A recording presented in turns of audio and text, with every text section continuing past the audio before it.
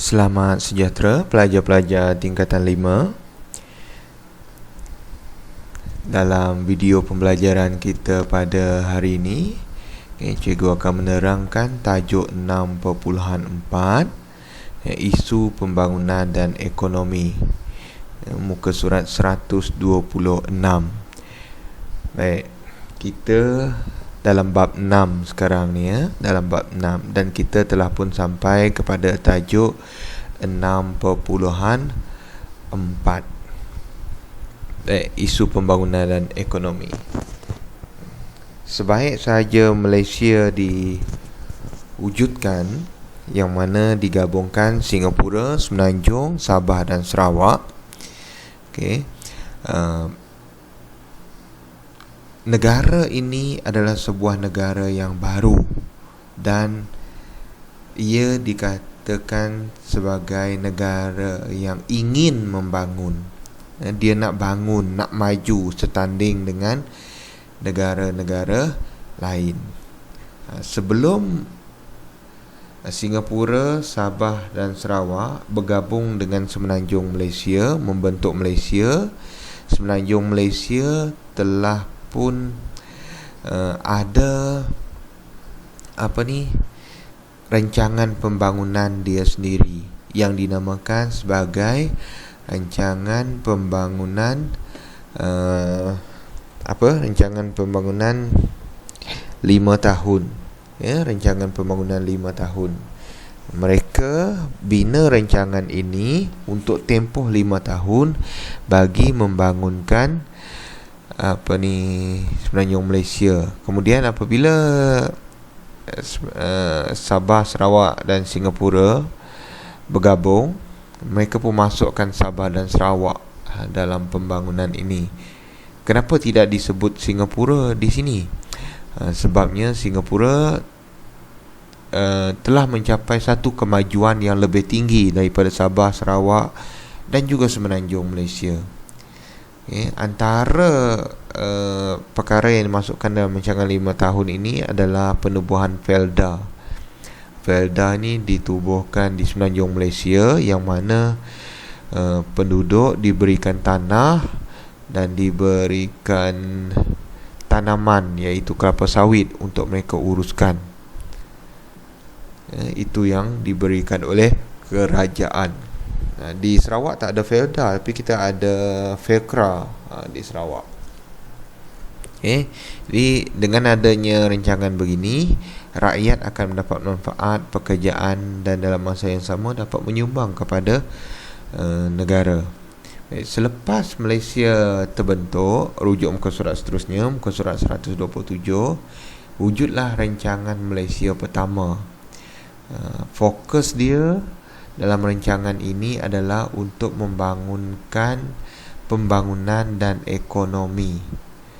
Sebab bila bergabung, adalah tanggungjawab kerajaan persekutuan untuk membangunkan negara-negara yang digabungkan ini.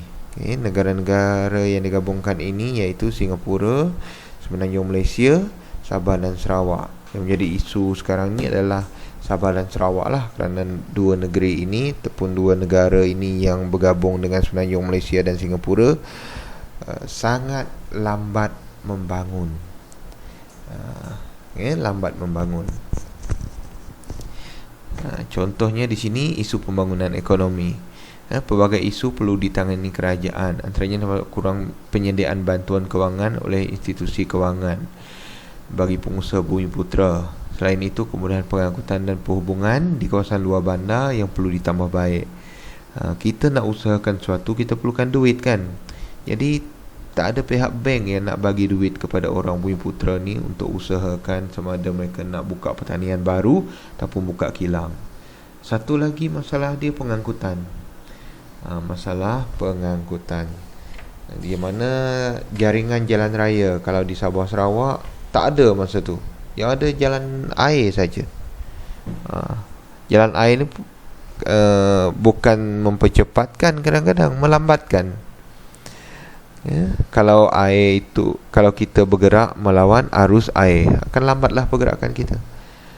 Tak sama macam jalan raya. Jalan raya mana arah kita nak pergi, kita tekan je lah kereta kita.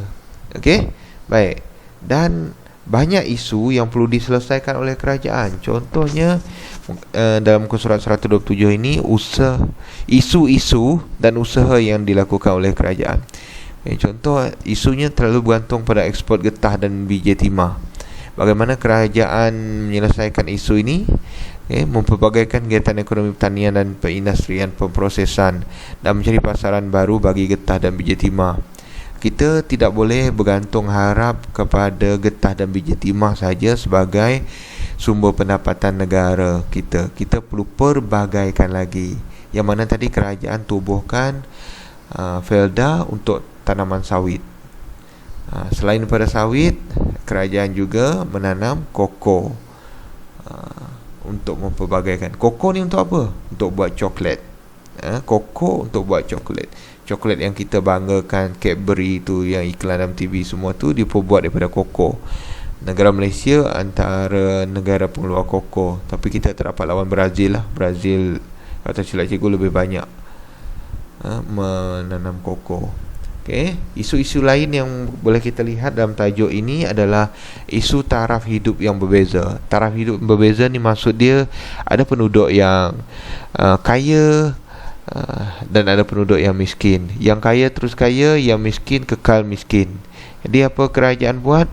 Kerajaan melancarkan program pembangunan negara berdasarkan satu rancangan bersepadu dan menggerakkan aktiviti perkilangan dan pembuatan dengan membuka kawasan baru, dan mempercepatkan integrasi dalam kalangan penduduk dan negeri di Malaysia serta mendapatkan bantuan Bank Dunia. Maksudnya di sini, kerajaan rancang sesuatu supaya penduduk mendapat pekerjaan. Bila penduduk dapat pekerjaan, dapat gaji, mereka dapat mengubah taraf hidup dia yang sebelum ini miskin kepada sederhana, daripada sederhana kepada berada kepada kaya raya. Itu usaha kerajaan. Kalau boleh kita nak semua orang zero kemiskinan, tak ada kemiskinan di negara kita. Isu seterusnya, peluang pekerjaan yang terhad dan kadar pengangguran yang meningkat. Kenapa peluang pekerjaan ini terhad? Satu, disebabkan tidak ada orang membuka sektor pekerjaan, tidak ada orang membuka perkilangan. Jadi kerajaan bertanggungjawab panggil syarikat-syarikat dari luar negara datang ke dalam Malaysia, buka syarikat. Contohnya, Malaysia panggil syarikat Mitsubishi datang ke Malaysia, buka kilang di Malaysia, buat kereta. Jadi rakyat di negara Malaysia akan bekerja dalam syarikat tersebut. Jadi adalah pekerjaan. Satu lagi, orang nak terima kita bekerja, kita perlu ada kemahiran. Jadi kerajaan perlu meningkatkan kemahiran rakyat di dalam negara kita. Bagaimana cara dia? Beri mereka pendidikan dan latihan. Isu seterusnya, masalah kesihatan di sini. Masalah kesihatan, keperluan asas dan hak wanita di segi kehamilan terhad untuk memulai kesihatan yang baik, kurangnya kemudahan perkhidmatan kesihatan profesional kepada ibu-ibu yang mengandung, kadar kelahiran anak normal dan kematian yang tinggi.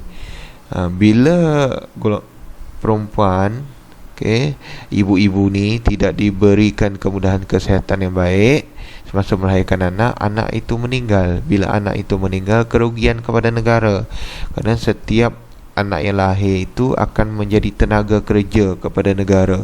Mereka akan jadi sumber ekonomi, mereka akan jadi pembeli. Ada orang yang menjual, akan ada orang yang membeli. Bila ada ramai orang lahir, maksudnya kita akan ada ramai pembeli.